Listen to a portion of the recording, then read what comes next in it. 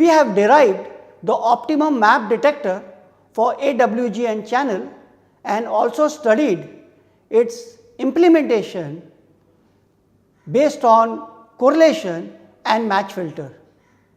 The next task is basically to determine the probability of error of this optimum receiver. And in order to do this, we need to determine what is known as decision regions in the signal space. So, any detector including the map and ML detector, what it does basically, it partitions the n dimensional signal space into m regions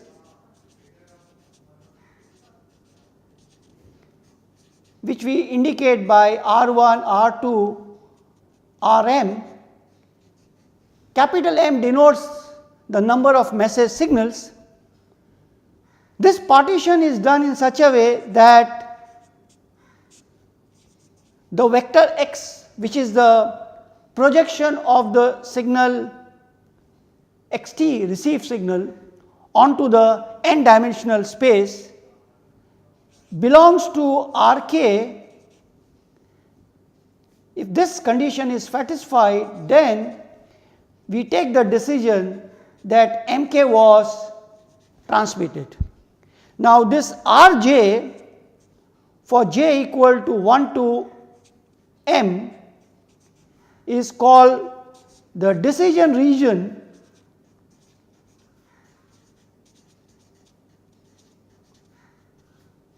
for message Mj, and Rj is the set of all outputs of the channel that are mapped into message Mj by the detector. These Rj's are chosen to minimize the probability of error. So, how is this?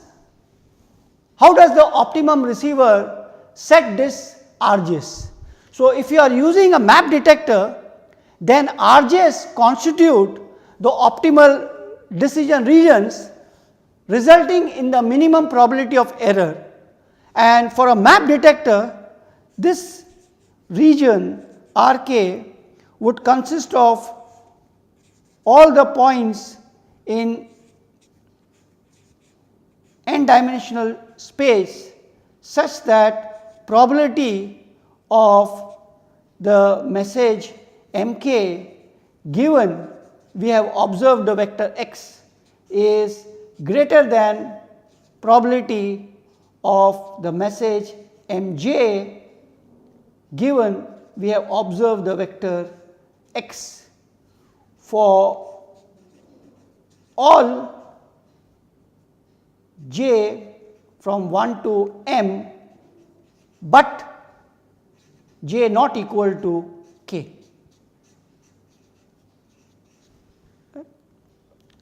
So, for the case of additive wide Gaussian noise channel, map decision function is given by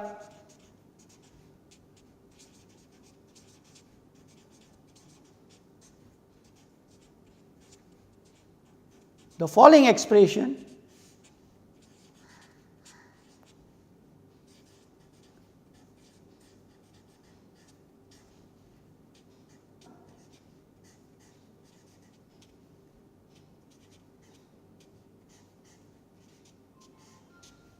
And this can be rewritten as argument minimum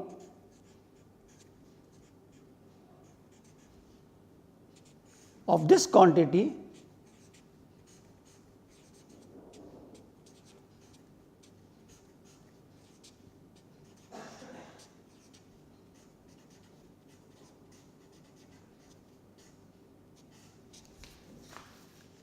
So, for the case where the message signals are equiprobable, this will reduce to argument minimum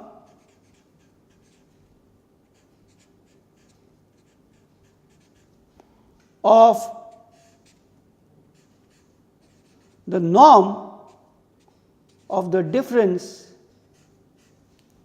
of the vector between x and Sj. Now, this is the distance of the vector x from the signal vector Sj. So, the decision is made in favor of that signal which is closest to the vector x, correct. So, in the case of Gaussian noise, this is qualitatively expected because it has a spherical symmetry.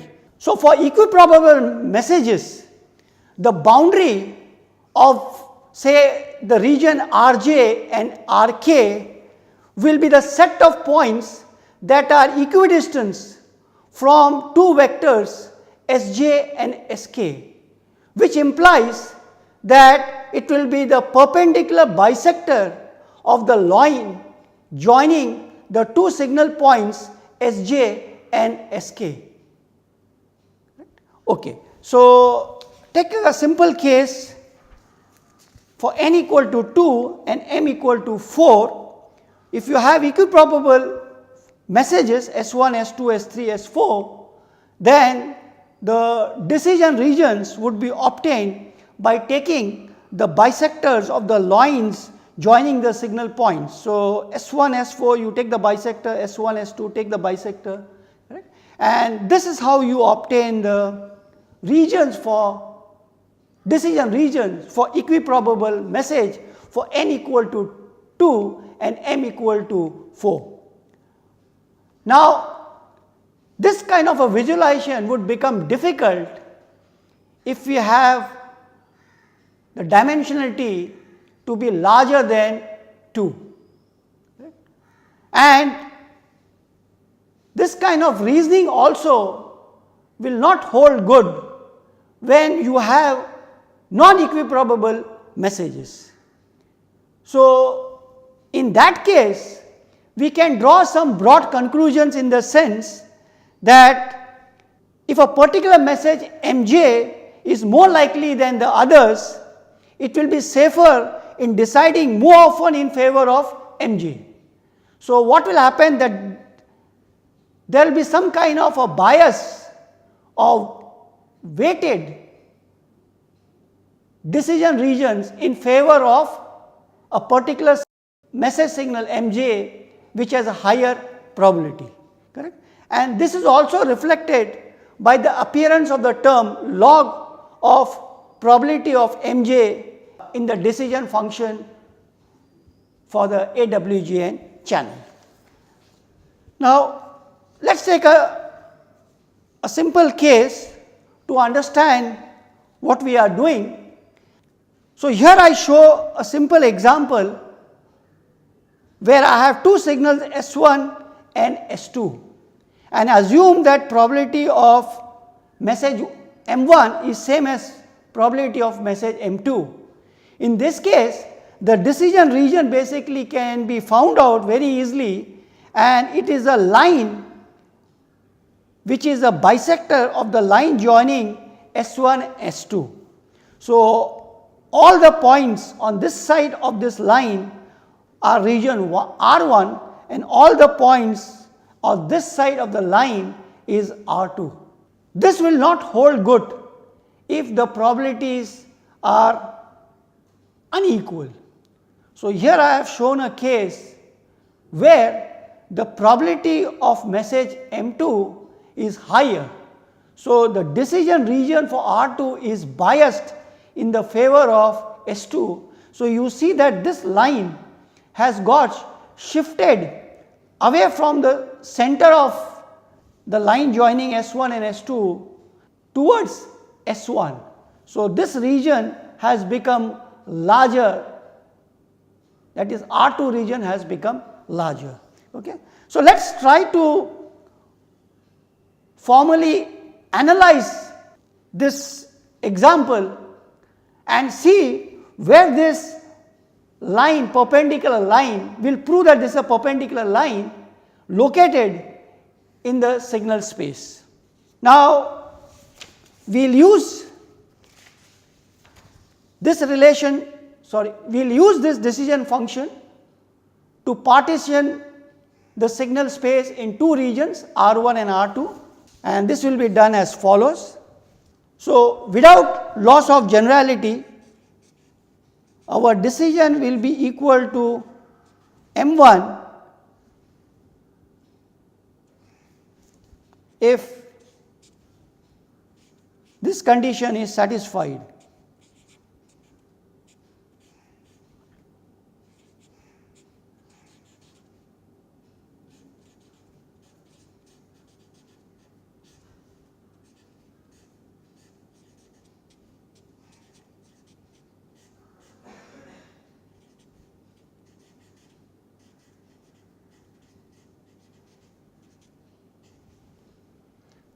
Now, this basically is nothing but the distance of vector x from S1, square of it.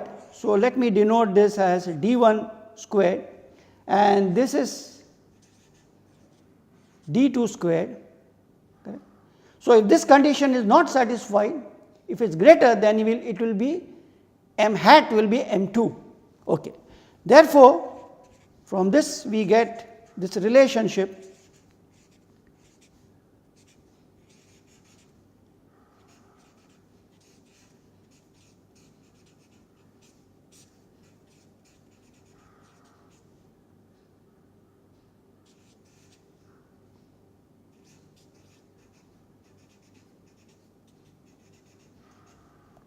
So, we can say that the decision rule is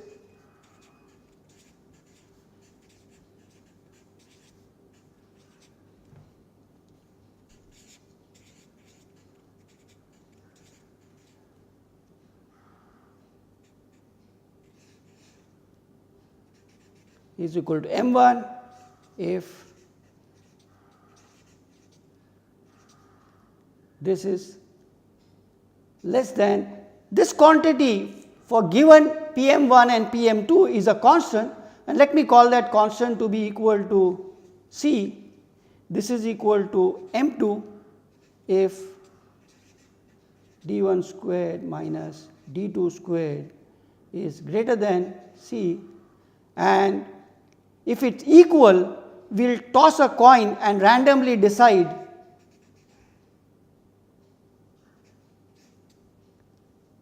the decision.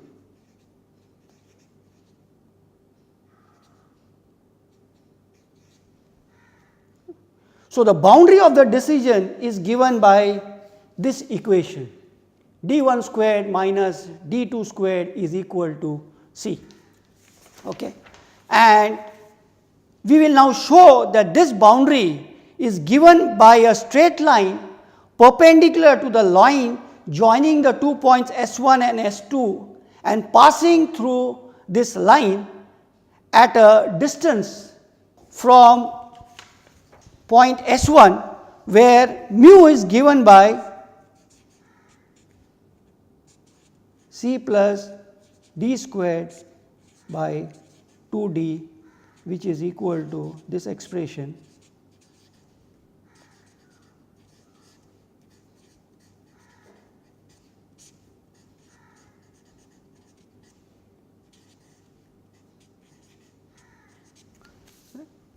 Where your d is the distance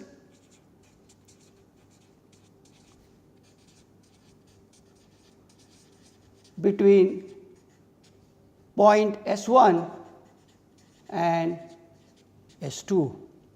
So, the proof for this follows. So, I have just redrawn S1 and S2 in this figure out here, this point S1 and S2, and now if you take any line perpendicular to this line S1, S2 joining it, correct, any point on it, and let me indicate this is a point and let the distance be alpha from this line, then I can write the relationship between d1 alpha mu d minus mu, correct, as follows. So, from this it is very clear that d1 squared is equal to alpha squared plus mu squared, and d2 squared is equal to alpha squared plus d minus mu whole squared. So, if you take the difference between the two,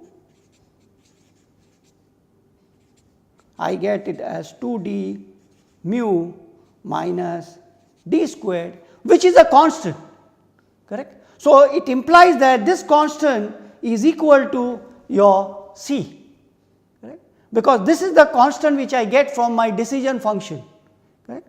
So, and from this I get my value of mu to be equal to C plus d squared by 2d, and plugging in the value of C, I get it as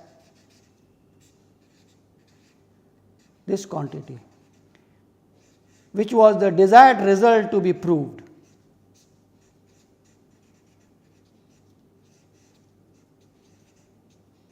Correct? So, the boundary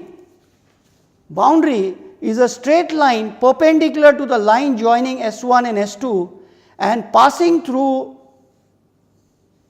the line joining S1 and S2 at a distance which is, this is a distance mu from S1, and that mu which I have indicated here, correct, same, is equal to given by this quantity, okay, fine.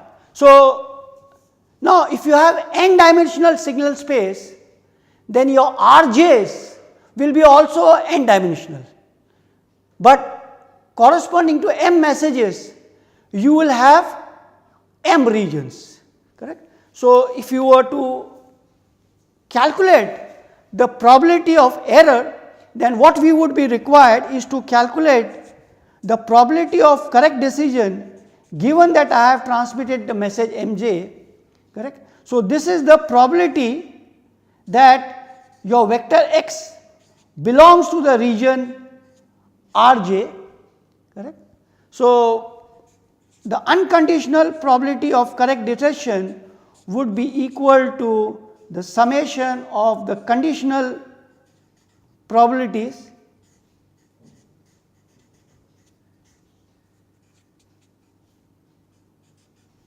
and the probability of error would be equal to 1 minus probability of correct detection.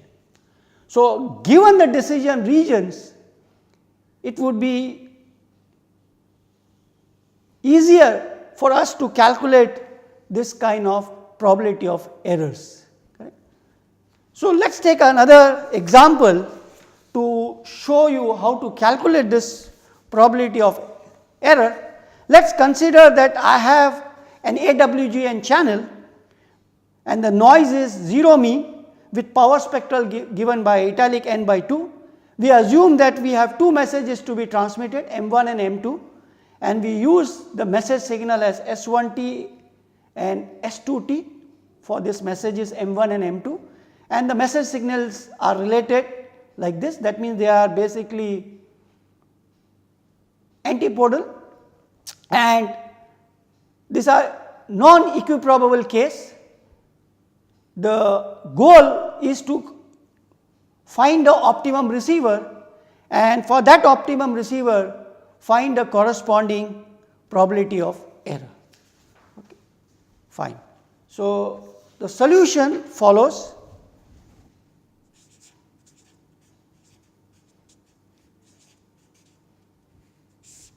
It is simple to realize that in this case it is a one dimensional signal space. So, I need only one basis signal. Let that basis signal be phi 1 t equal to S2 t normalized by the energy of S2 t, which I call it E. In this case, the energy for both the signal S1 t and S2 t is same, which is equal to E.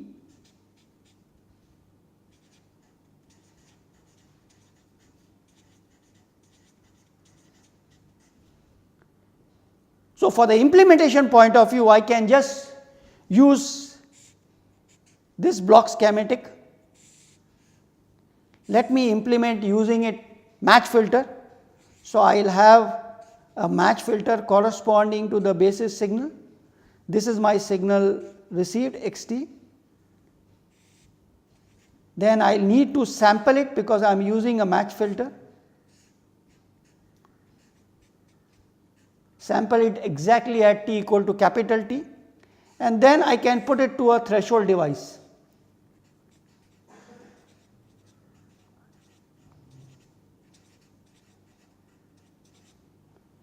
And get the output, and here basically we have this problem basically is very similar to what we have discussed earlier. So, let me just show you how the two signals will look geometrically in the vector space. So, I have S1, I have S2. Let me indicate this as a origin. So, this is located, so I require only one basis signal phi 1 t. So, this will be root e, this point will be minus root e. Let me indicate this distance to be mu. This is the partition which I am going to form. We have just studied that because the probabilities are unequal, and I have drawn this assuming that probability of M2 is larger than probability of M1. So, let me indicate this mu. This distance is d between the two signal points. So, this is equal to d minus mu distance. Okay.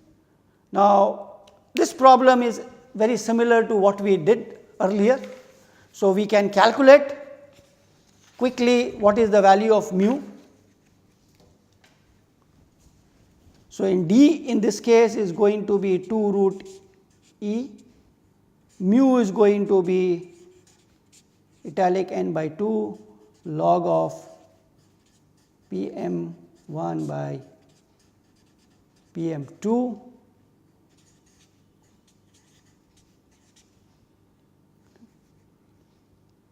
So, now probability of correct decision is the probability the vector x lies in region R1. So, remember this is our all this side is region R1 and this side it is going to be region R2. Correct? So, now we assume the noise to be Gaussian. So, we are without loss of generality, let us assume that we have transmitted message M1. So, this being your center, the noise is going to be distributed in a Gaussian shape around this. So, what you should do is basically, if you want correct decision, the noise should not be that large that point lands up here, vector x, correct. So, your vector x should be lying only in this region R1, correct. So, this can be easily calculated. I want to find out what is the probability of my vector x lying in this region. So, assuming Gaussian distribution for the noise, I have to calculate this. So, this means basically what is the probability of my noise being less than mu. Here when I am writing this, assume that noise origin is at S1, fine. So, this I can write it as assuming Gaussian distribution to be PDF of my noise 2 pi, where is sigma n squared is a variance of the noise, e raised to minus say x, sorry, I will write it as beta squared to, I have to integrate this quantity. Now, this quantity I can rewrite it as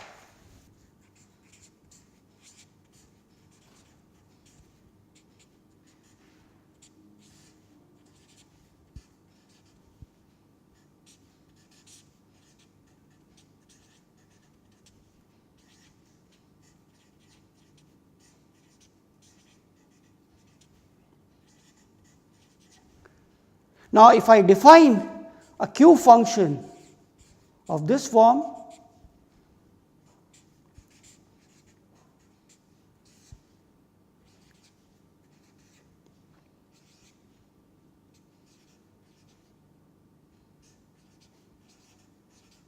then probability of correct decision given M1 is equal to 1 minus Q times mu by sigma n, right? With just change of variables you can show this. Now, this is the square root of the variance. So, variance for the noise in our case is going to be, it is projected on the basis signal with unit energy. So, this will be equal to italic n by 2, because the energy in the impulse response, which is equivalent to the basis signal, is equal to 1. Okay, fine.